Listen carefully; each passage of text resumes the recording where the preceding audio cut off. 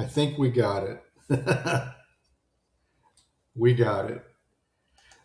Um, Thank you so much for waiting.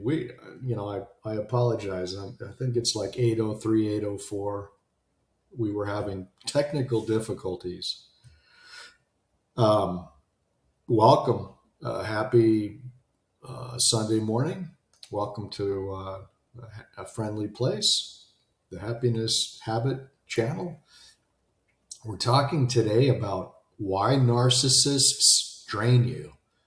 Why narcissists drain you. And we're going to be talking about narcissism. And we do so because they're a big part of our life. Whether we know what narcissism is or not, it's a big part of our life.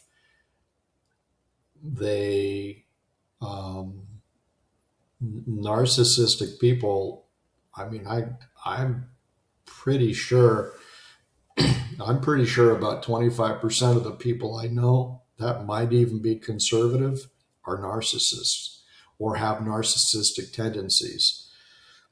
So no matter who or what you and I are ever dealing with,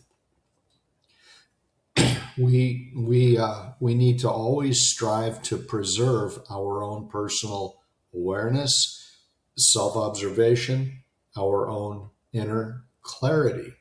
Because when I'm clear, when I'm clear, I have control of myself and of my life. No one else is barging into my life. No one else is making me or manipulating me to say yes to something when I really want to say no. Like, no, I don't want to spend my energy on that. But you know how some people can be very persuasive. They'll get a yes out of you, and pretty soon you're involved doing something, and you're like, how did this even happen? Why am I even here? Right. So, as a reminder, when you and I when we interact with, when we need to communicate with difficult people, we never need to fight them ever, ever. In fact, they like fights. They like to fight, which we'll get into. You and I we only need to be clear and clear for ourselves. We need to see them clearly. We never need to fight them. We don't want to throw gas on the fire. You don't want to kick a sleeping tiger. You want to remain clear. That's the goal. So our topic today is narcissists and other difficult people and the power of clarity, the power of remaining clear. And whether it's at work or socially, perhaps a relative or two or three, or it's maybe even in our own home,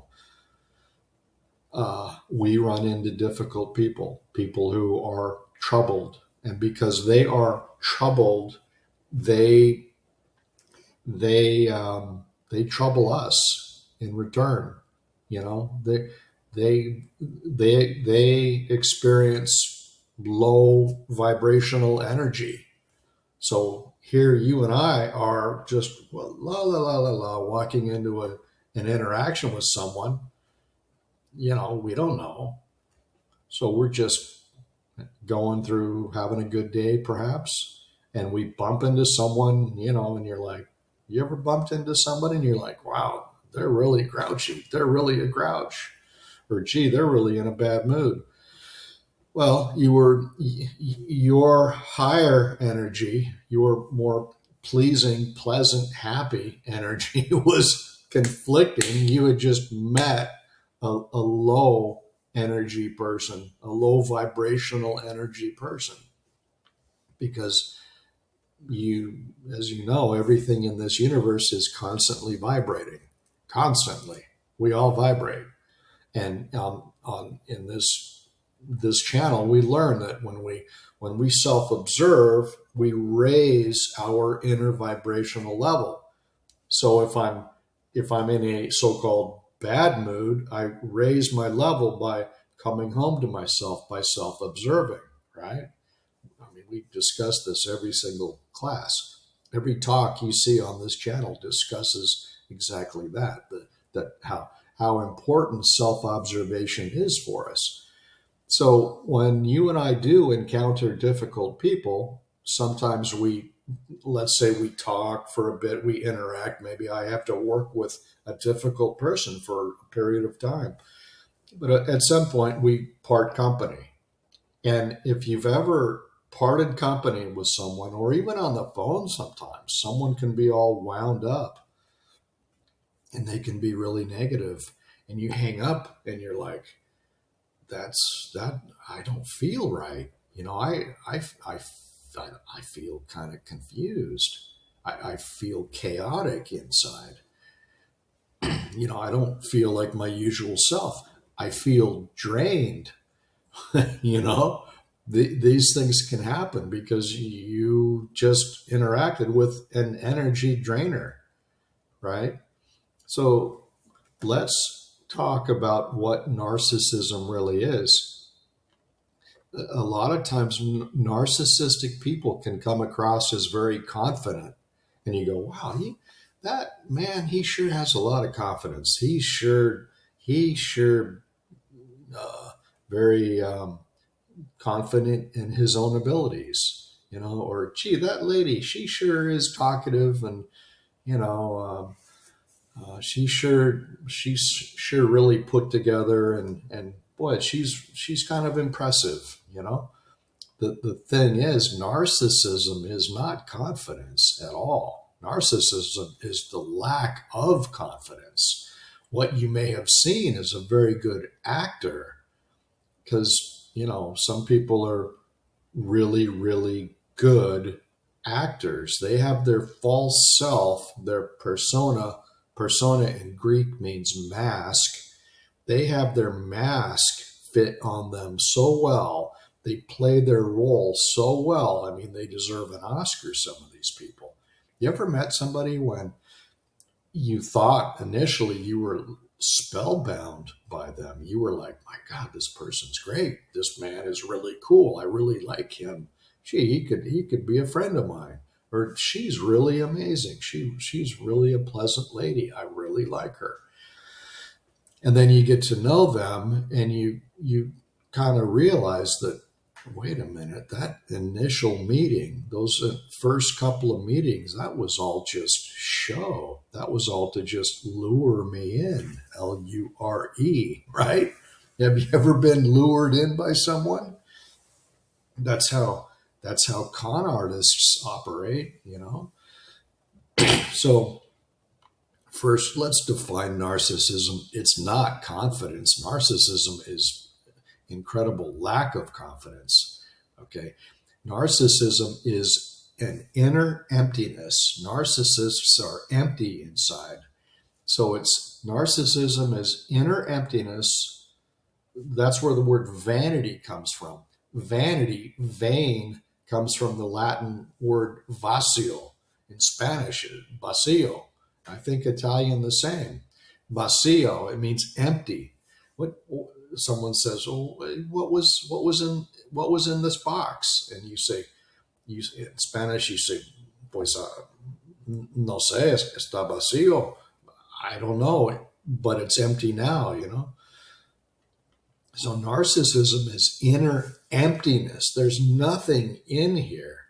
And because there's nothing in here, narcissists are extremely focused on how they appear to other people. They're like, they can't just be relaxed and natural and normal. They can never just relax, because they can't be on the outside what they are on the inside. They have no inner life. So narcissism is inner emptiness combined with a lack of self-awareness. They lack an inner life, and they avoid self-awareness. They avoid looking inside of themselves, which, that explains why narcissists have such trouble with their emotions. They have trouble with their emotions because they don't, I don't want to say they don't have any emotions, but they're always trying to, they always look on the exterior. They need your emotions. They need you to be emotional because that's what they actually feed on. The worst thing for a narcissist is when you give them no emotion, which we'll get into. When you give them zero emotion, that starves them. They hate that. They, they, when you give a narcissist no emotion, they're so hungry for emotion that they will depart your company and go find someone who does supply them with their emotional needs because they're hungry. In India, the people of India, the Indians, the real Indians, not the cowboys and Indians, but the real Indians, they call narcissists hungry ghosts, which is really descriptive. A hungry ghost. And they're hungry because they always need sustenance. They always need some emotional stimulation because they lack it inside of themselves. They do not regulate their own emotions. They never learned it as a child. So because they never learned how to regulate their own emotions when they were children, comma, they are now adults. And as adults, the narcissists do things like scream to maintain control. So they'll just scream without batting an eye. And they're control freaks and everything else under the sun. I don't want to get too far out there yet, but I think we're on the same page. A lot of people think narcissists are simply arrogant. Oh, Joe, he's just so arrogant. He's just so full of himself. Or they'll say, oh, Sally, she's just so enamored with herself, right? But underneath the veneer of arrogance and self-absorption is really intense insecurity. Narcissists are really insecure people. They're very fearful people. They suffer from emotional instability. They're not solid and secure inside themselves. They lack that.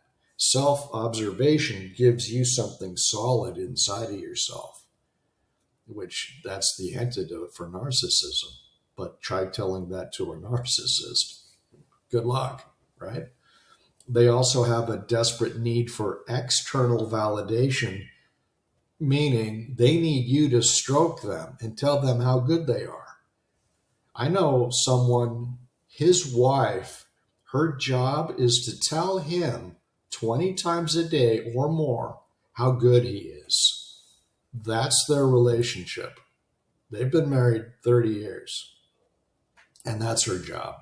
And she has cute little nicknames for him. She's always propping him up. I have to see these people once or twice a year, and I hear it and I see it. I've seen it for years, and I'm like, wow, what a way to live. And what is that? That's the narcissist has manipulated her into behaving that way. If we're going to be married, then your job is to promote me, defend me to the ends of the earth. Tell me how good I am 20 times a day. I need to hear it. I don't know from myself, so I need external validation. I need somebody outside of me, my kid, my wife, whatever. Tell me how good I am.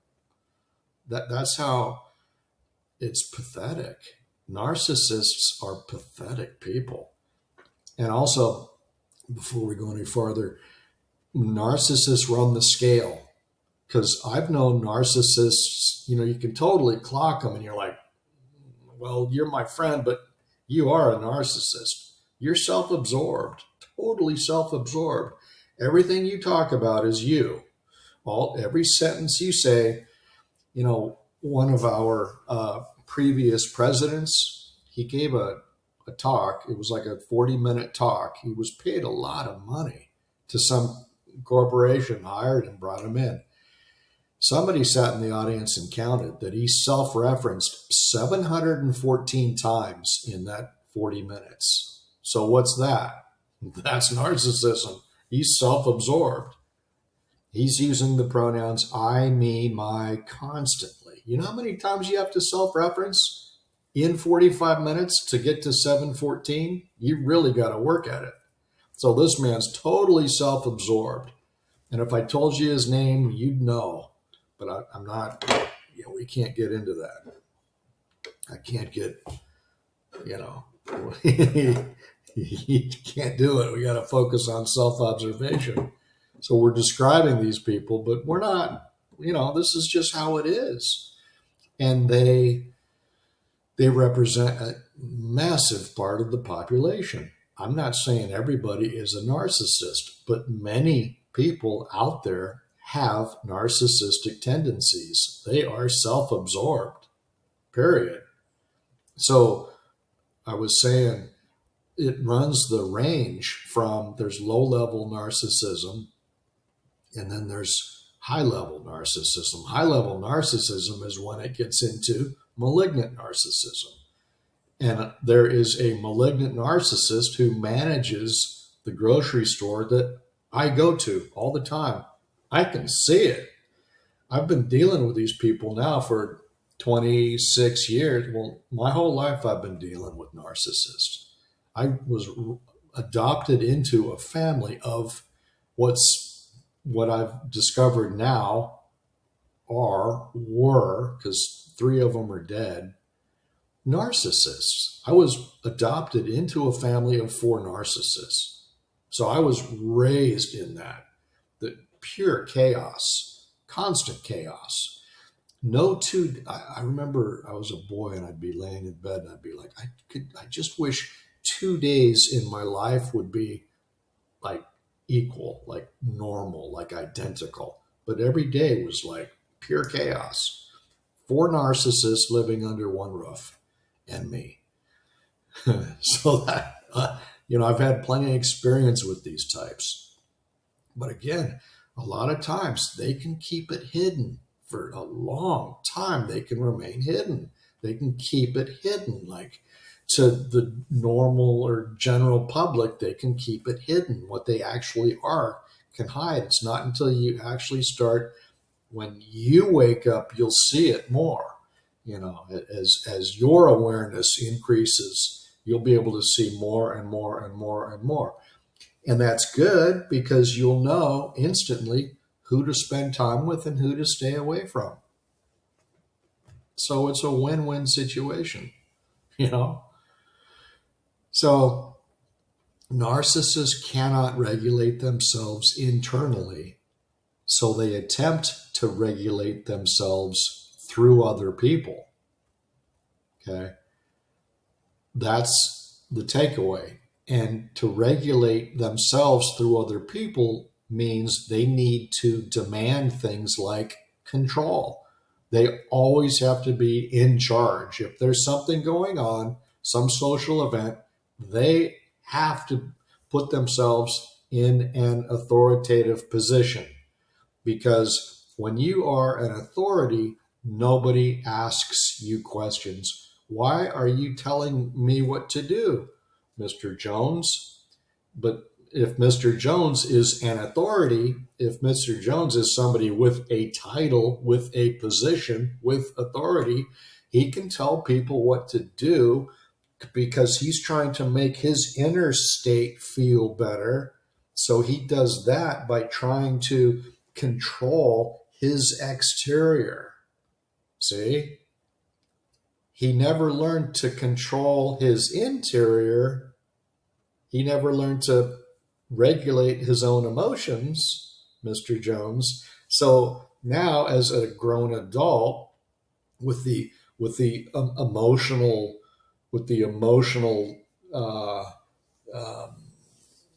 regulating abilities of a toddler, of a 2-year-old. I mean, he looks like an adult to me and to you, right? There he is.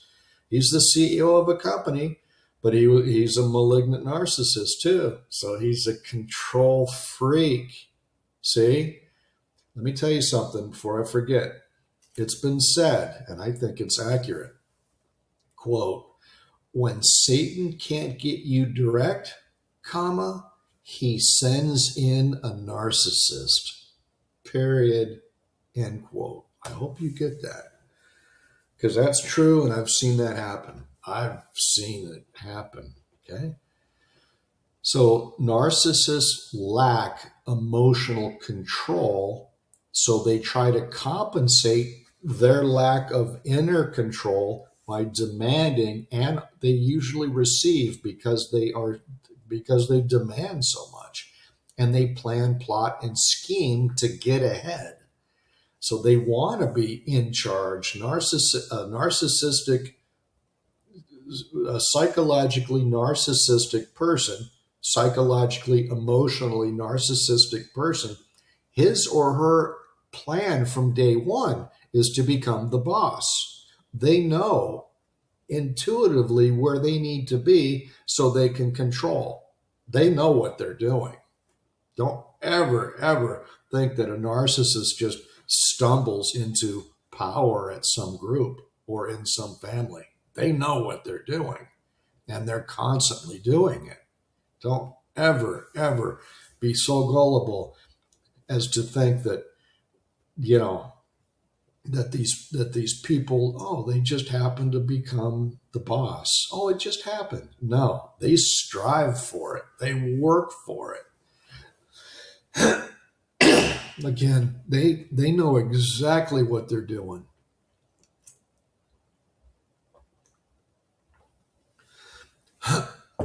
They always have, and I think they always will, which also means they're not going to change. If you are involved in a relationship with a narcissist right now, I'm getting ahead of myself too, but if you are involved, you got to know something. They're never going to change. I'm not here to tell you what to do, but I'll tell you what I've done. And what I've done, once my eyes opened, once the veil was pulled away and I could see clearly, once you see your own nature, you'll be able to see other people's nature too. Once you can see through yourself, you can see through other people too. And when you start, and something else I realized, my friend Ray, my friend Terry, my friend Ken, my a lot of my Ray, Terry, Ken, they're deceased. They're gone. But guess what? These guys were all narcissists. I just thought they talked a lot. I just thought they were self-absorbed. No, it's more than that. I mean, those are the indicators. Those are some indicators of narcissism, being self-absorbed. But these people were my friends. I mean, again, narcissism is legion. This world is teeming with narcissistic personalities. They're everywhere. That's why I'm saying 25% of the population is probably too conservative. It might be 40, 50%. But anyway, these people, they lack emotional control. They lack inner control. So they try to compensate by demanding outer control. So there's your first clue. You're at work, you're in the family, they have to be in charge. Well, guess what you're looking at? You're looking at someone who's trying to control themselves by controlling other people and what other people do, which means Aunt Mary the narcissist thinks, if I can just tell Jack what to do and get him to do it, then that'll make me feel better. These are the types who, have you ever known someone who was bossy? They wanted to boss you around. That's what you were looking at. A narcissist. That's how plain it is. That's how simple it is. Narcissists are the control freaks of this world, right? They're the ones, large and in charge. They're the ones. They must seek outer external control because they have no inner emotional control. Okay? So that's your gift. That's the takeaway. That's a dead giveaway too. You know any control freaks, there it is. So let me ask you this. Have you ever been talking with someone and you walked away from that conversation feeling exhausted or drained, or maybe you were like, oh my God, what just happened? Or how come I can never just have a normal conversation with that person like two people do? How come they always make me feel smaller, even? Because narcissists, one way that they feel bigger, because remember, they're extremely insecure. And one way that they feel bigger is to make you feel smaller. How's that for a handy little bit of information, right? See, and control is not about power per se. Control for the narcissist is about stability. They crave emotional stability. So I'm inside of myself, I'm unstable. So, and I'm convinced that if I can just keep everything exterior to me exactly the way I want it, then everything's going to be okay. And that's why these people are so difficult. Because when's the last time you ever thought that you were the only person walking around on this planet? When? Never. Because because you realize that other people exist. A narcissist doesn't. A narcissist sees you as like you're like wallpaper. Unless you are doing something for them, which they love nothing better than to say, hey, Jack, will you go over to the store there and we're out of Diet Coke? Will you run down to the store there, Jack? Be a good boy. Go get us some Diet Coke. We need some Diet Coke. They love telling people what to do. There's another indicator. They love it. Because that's them sitting on the throne and then telling their minions, because remember, they have to be larger than you. So if you do that, if I go to the store, then that proves that they are superior to me. They are the king or queen, and I am the dutiful little peon. See? It's my duty in life to do things for them. That's how they think. That's why you don't want anything to do with these people. Personally, I can't stand them. I lived with them elbow to elbow for decades for my entire life. And I realize now, I'm like, wow, wait a minute. Pull the camera back. These people are certifiable. They're nuts. They narcissists hate reality. They hate reality. They can't stand reality. They can't stand the idea of being just an average everyday person like you and I. They can't stand it because it doesn't fit into the way they think of themselves. They think of themselves as the top. I am the king. A narcissist says, I am the king of all I survey. I am the king. I am the queen. I am number one.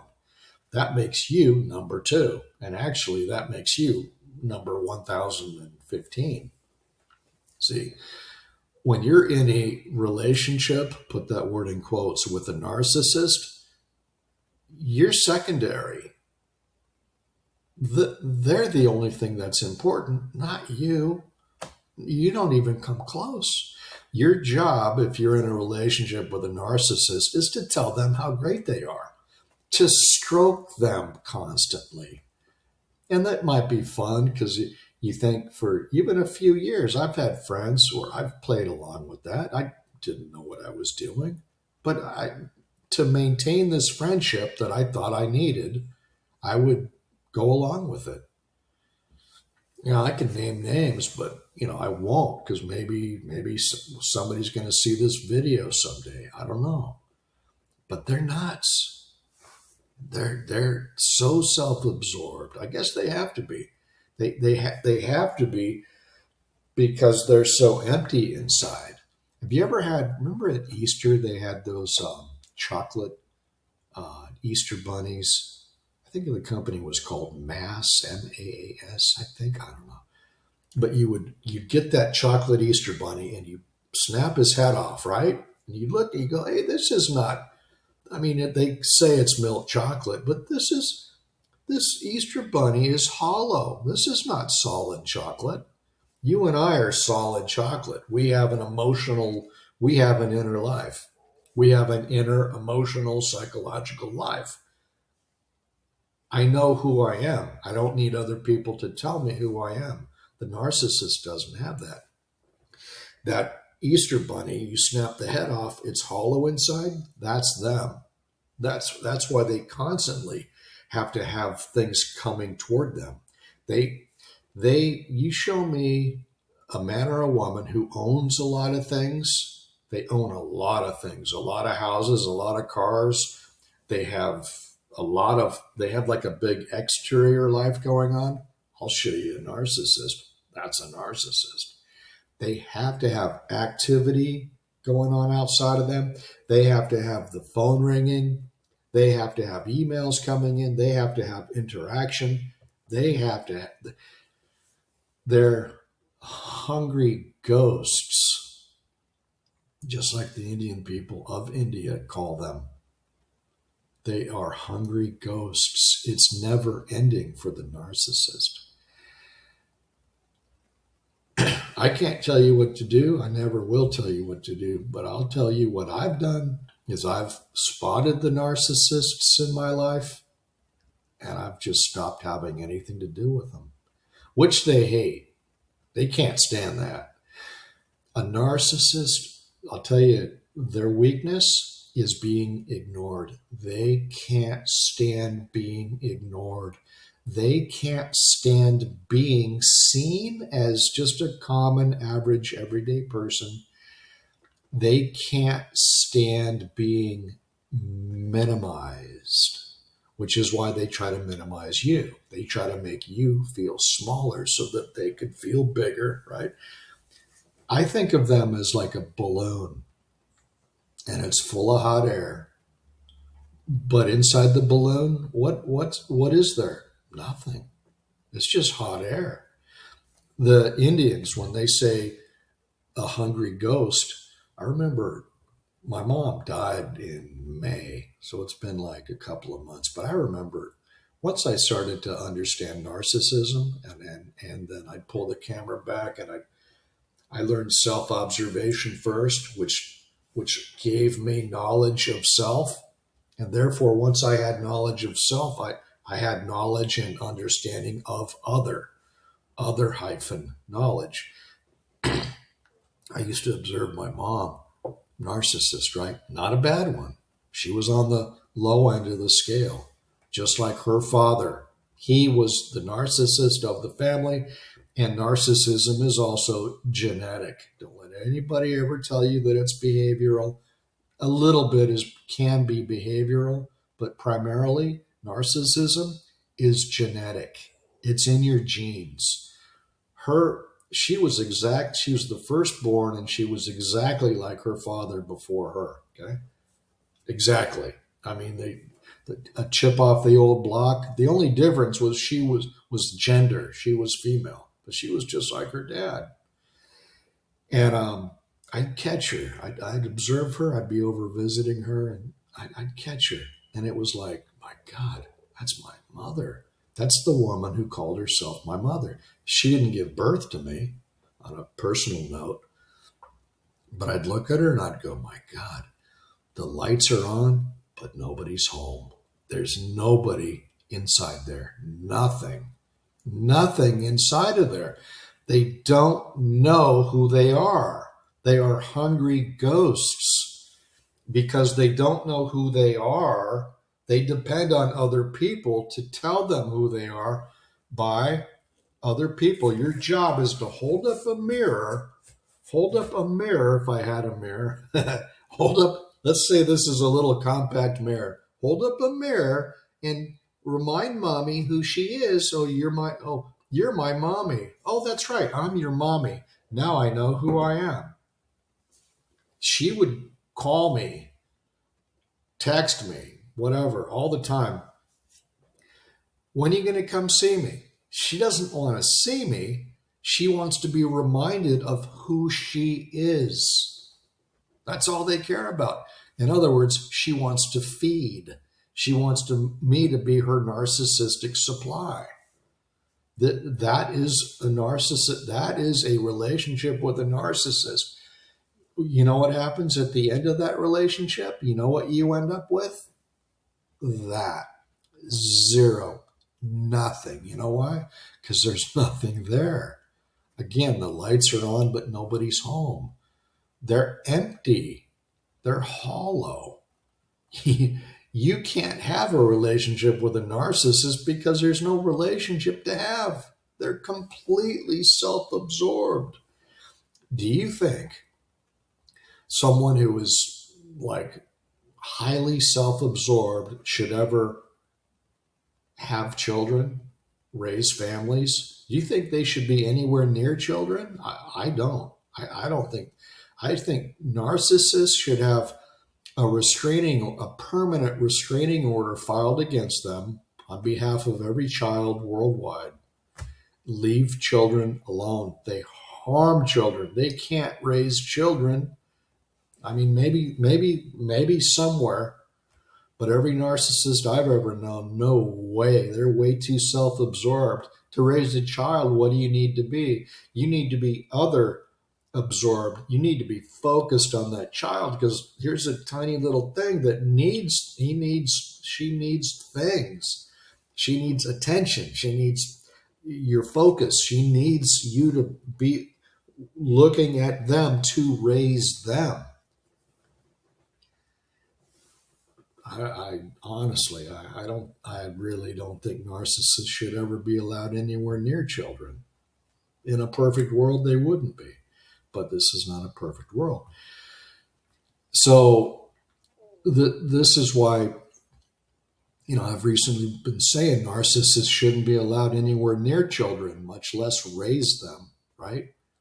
Kids need attention, focus, and most narcissists are far too self-absorbed to provide any child with proper, authentic attention and focus, to help raise the child. So why are you having kids if you don't know how to raise them?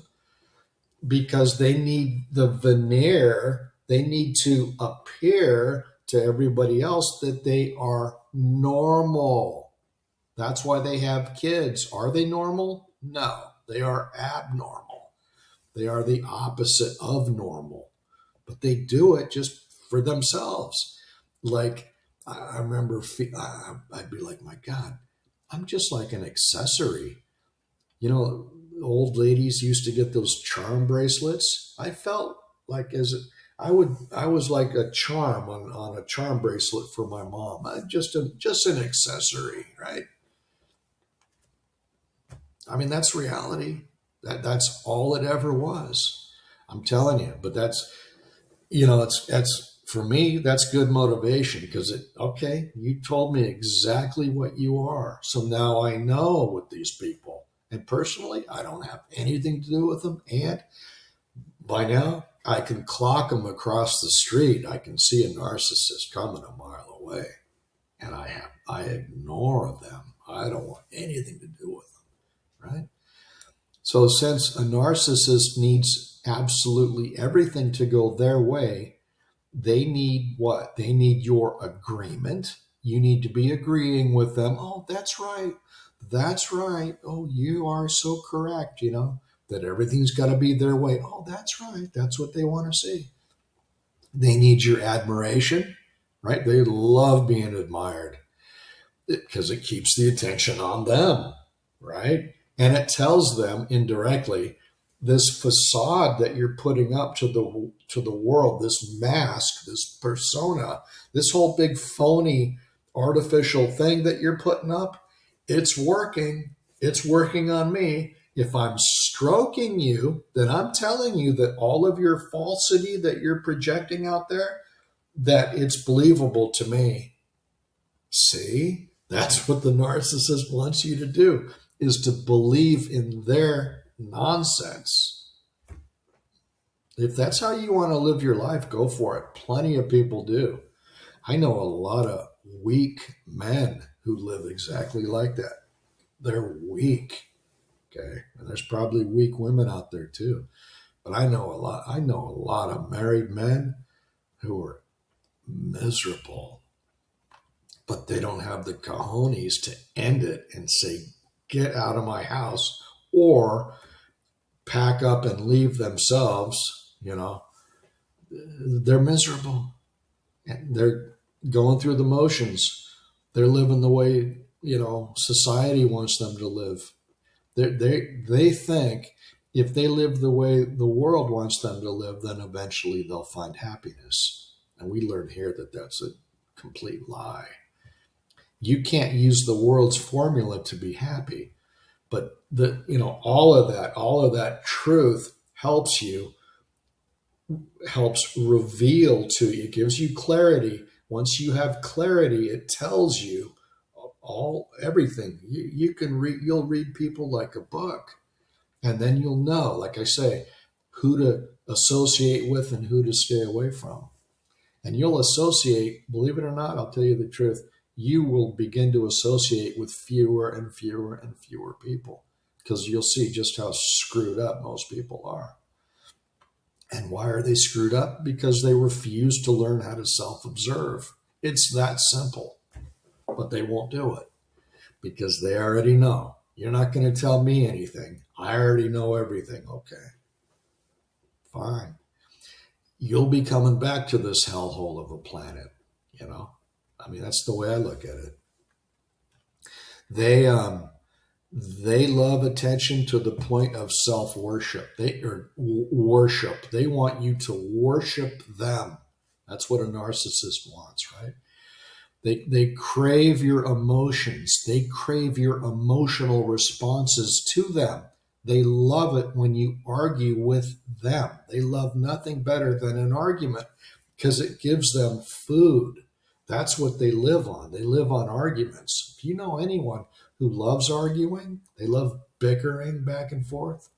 My other relatives called my parents when I was a kid growing up the Bickersons, because that's how the two of them communicated. They bickered.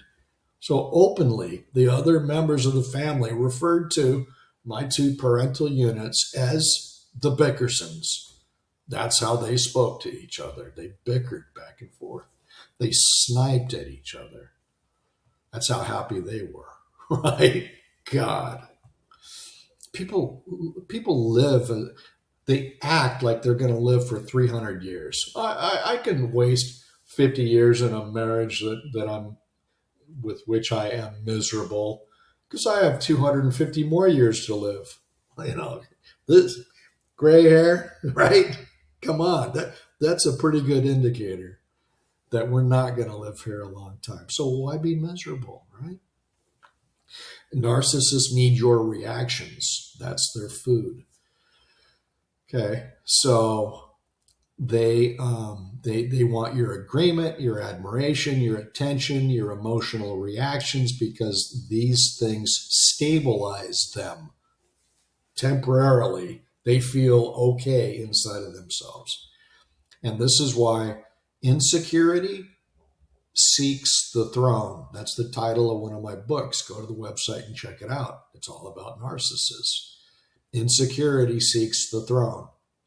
Again, with the day one that a narcissist starts working at a company, he's looking at the boss's position. That's where he's headed.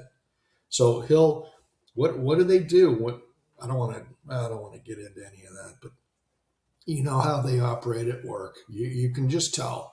They ignore everyone around them, and they placate the boss, and they want to just be associated with top management. You know the type. You've been to the circus. You've seen the elephants, right?